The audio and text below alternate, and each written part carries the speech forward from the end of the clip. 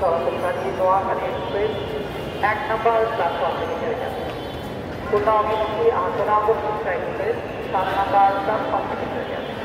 ঢাকা এবং খুলনার মধ্যে চলাচলকারী আন্তনগর এক্সপ্রেস 7 নম্বর প্ল্যাটফর্ম থেকে ছেড়ে যাবে।